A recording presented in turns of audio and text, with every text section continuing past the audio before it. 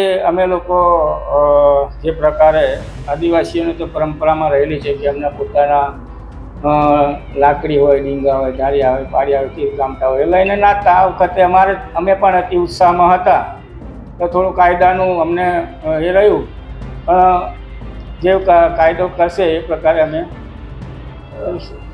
એ તમારી વાત સાચી છે. પણ જે પ્રકારે હું એ હથિયારને મારો કોઈ ચલાવવાનો ઈરાદો નથી, ખાલી અમે ઉત્સાહમાં હતા. એટલે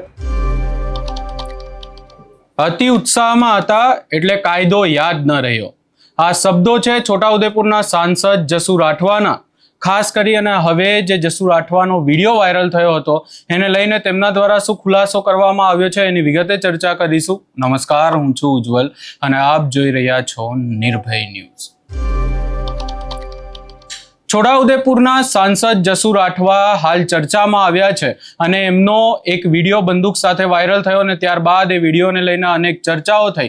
ખાસ કરીને એવી પણ બાબત સામે આવી કે ભાજપનું જે સ્થાનિક સ્વરાજ્યની ચૂંટણીમાં પરિણામ આવ્યું ને ત્યારબાદ અનેક જગ્યાઓએ જીત થઈ. એ જીતનો એક આખો વરઘોડો હતો ને દરમિયાન જસુ રાઠવા એ બંદૂક સાથે જોવાયા. આખી બાબતને લઈને ત્યારબાદ આમ આદમી પાર્ટીના નેતાઓ પોલીસ સ્ટેશન પણ ગયા.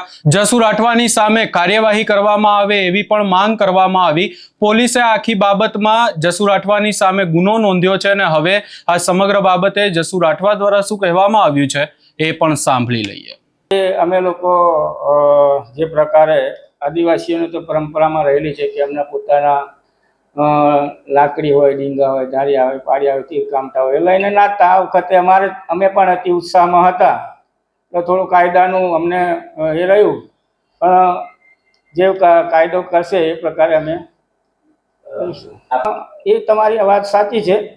પણ જે પ્રકારે હું એ હથિયારને મારો કોઈ ચલાવવાનો ઈરાદો નથી, ખાલી અમે ઉત્સાહમાં હતા. એટલે અમે લોકો જે પ્રકારે આદિવાસીઓની તો પરંપરામાં રહેલી છે કે એમના પોતાના લાકડી હોય, ડીંગા હોય, ધારિયા હોય, પાડિયા હોય, તીર કામતા હોય એ લઈને નાચતા. આ વખતે અમે પણ અતિ ઉત્સાહમાં હતા તો થોડું કાયદાનું અમને એ રહ્યું, પણ જે કાયદો કરશે એ પ્રકારે અમે એ તમારી વાત સાચી છે. પણ જે પ્રકારે હું એ હથિયારને મારો કોઈ ચલાવવાનો ઈરાદો નથી, ખાલી અમે ઉત્સાહમાં હતા. એટલે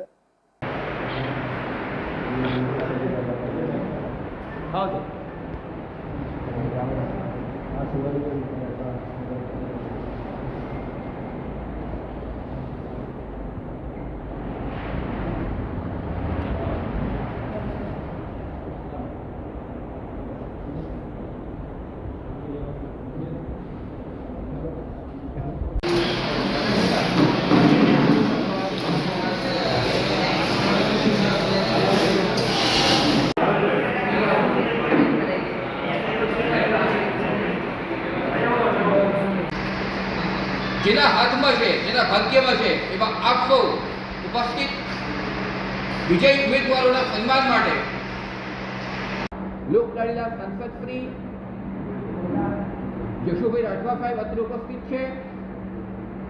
ઉપસ્થિત શ્રી આશીષભાઈ પટેલ, ઉપસ્થિત પાર્ટીના પૂર્વ મહામંત્રી વિક્રમભાઈ પટેલ, નાદોદ તાલુકાના પ્રમુખ જતીનભાઈ પટેલ, રાજપીપળા શહેર ભાજપ પ્રમુખ ભાઈ શ્રી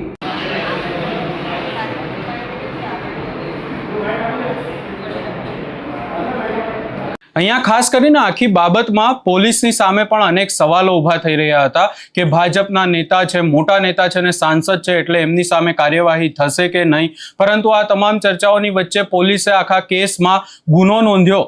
પરંતુ એના પહેલા આમ આદમી પાર્ટીના નેતાઓ મેદાને આવી ગયા. ચેતર વસાવા પણ મેદાને આવ્યા અને સવાલો ઊભા કરવામાં આવ્યા હતા સીધા જ પોલીસની સામે. પોલીસ કાર્યવાહી કરશે કે નહીં એવી ચર્ચાઓ હતી ને ગઈકાલે આખી બાબતમાં છોટાઉદેપુર પોલીસે જસુ રાઠવાની સામે ફરિયાદ પણ નોંધી.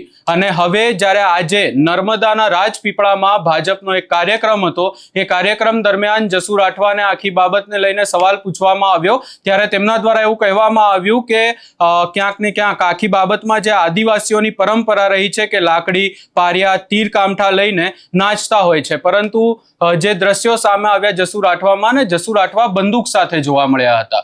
હવે આ આખી બાબતમાં પોલીસે કાર્યવાહી હાથ પણ ધરી છે, ફરિયાદ પણ લીધી છે, પરંતુ સવાલો એ જ ઊભા થઈ રહ્યા છે કે જ્યારે કોઈ સામાન્ય વ્યક્તિ હોય ને તે આવો બંદૂક સાથે કે કોઈ પણ હથિયાર સાથે વિડીયો બનાવે ત્યારે રીલ બનાવવામાં આવતી હોય છે, એ લોકોની એ માફી માંગતા હોય છે.